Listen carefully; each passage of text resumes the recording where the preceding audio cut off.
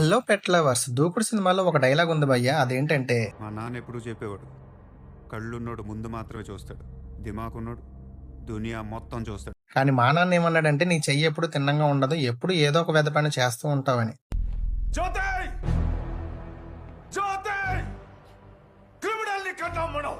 ఇప్పుడు నేను చేసే పని చూస్తే నాకు అదే గుర్తుకొస్తుంది. పాండ్లో స్టోన్స్ మొక్కలు లాంటివి ఎవడైనా పెడతాడు, కానీ నేను ఇలా మా బాబు ఆడుకునే టాయ్ ఒకటి తీసుకుని దీనికి థ్రెడ్ కట్టేసి ఇలా రాయి కట్టేశా.